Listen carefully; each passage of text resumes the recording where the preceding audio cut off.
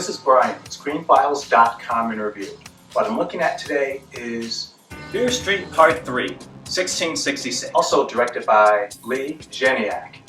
And it was a welcome change for the most part because it changed structure, which is to say the first two movies were essentially people investigate cause around mysterious happening, murders happen, the end. It's a wash and repeat thing. And that was the weak point of part two. It was the same thing. So that was irritating. Part three kind of changes the formula a little bit with characters going back in time and experiencing what Sarah Fear did and seeing if they could find a way to solve it. And we come to learn that Sarah Fear is very much a victim, which I've said in other reviews. And she's caught up in this cycle and she's trying to stop it in her own way. And she's not the source of those murders, though you get the impression that it is the case. She's not behind it. The source is the Good family, which is also interesting because their last name is Good and they are certainly not that. In any case, what we come to learn is that every generation a shady sider is possessed, causing them to kill. And this killing benefits the Good family and Sunnyvale because of the deal the Good family has with the devil. It's an interesting story, and as I've also said, the story is the strongest part of it. But conversely, that story is catering to a young adult aesthetic. And that's part of the problem with it. It's enjoyable for the most part, but because it seems to be catering to that young adult audience, it's kind of silly when you really think about it. For instance, the Good family has this deal with the devil, in which case they would cause a shady side person to be possessed and they go on a killing spree. They do this for every generation of the Good family, and it seems to be only males. They're sacrificing these people to keep their benefits, but they get nothing really in terms of benefits. Heck, one is a police captain.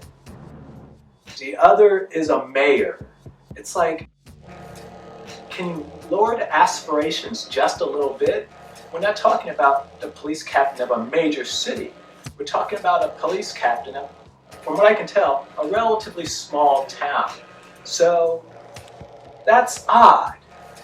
But as I said, I think that's catering to the young adult audience.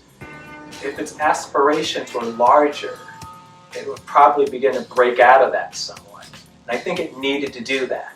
It very much is based on the work of R.L. Stine, which, as a young adult writer, this plays to. And that's a little irritating because you mean to tell me you have the devil possessing people for you, and so that he can kill them? I understand the idea of the deal between the Good family and the devil, but I'm not sure what the devil's really getting. The problem is, especially in today's world, more people are killed during a shooting spree in this country than generations of people that are killed in the name of the devil in Shadyside. It's not very logical. It doesn't make much sense. And as I said, it very much plays to that young adult aesthetic. The way this world functions on Fear Street is something that young people might find particularly scary. If you're an adult, one can almost chalk it up as necessary losses because, as I said, from shooting sprees to all sorts of violence, more people die during those events than the devil was taking in Shadyside. It's almost acceptable losses, frankly.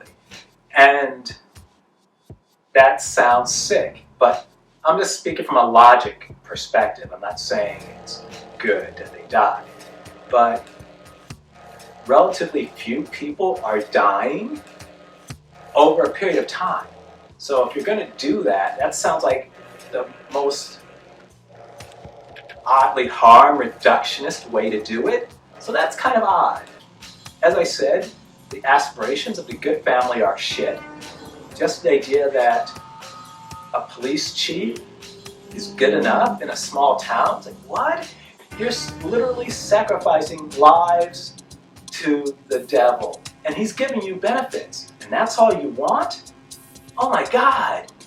You have to be kidding me, right? This series of movies felt like it should have been building to something greater, something more massive. Almost like an Omen-esque type situation, instead of what we got, which was very small and oddly local, considering what was going on. As I said, it's an enjoyable watch. It's not bad. Though I wouldn't call it reinterpretation of the slasher film, and it's not really. While I appreciate its greater emphasis on story, which is always welcome, at the same time, there are reasons why slasher films don't tend to be very rich story-wise, because, at least as I interpret it, it tends to get in the way of what you come to see, which is people being killed in gnarly ways. So it's not innovative, not really, by any stretch of imagination. It is interesting, though besides the fact that I think its aspirations were a bit low, I would have once again, and this is something I say quite a bit in reference to these movies, liked it to have been directed at an adult audience. Because I think that if that were looked at in a more mature, more adult fashion, I think it would have been much more satisfying and perhaps not quite as obvious as it was. That being said, Fear Street Part 1, Part 2, and Part 3, they're pretty engaging. It's not bad at all. Quite watchable, in fact. But I'm expecting more. Keep in mind, Netflix is a streaming network that created The Haunting of Hill House, The Haunting of Bly Manor, which are both very much adult in their themes and the way they go about things. Both are less gory than the Fear Street movies, but as stories, I think they're a lot more effective. Though that isn't to say that Fear Street isn't worth seeing. This is Brian with ScreenFiles.com in review. Do you agree, disagree? Let me know down below. And as usual, consider a like or a follow.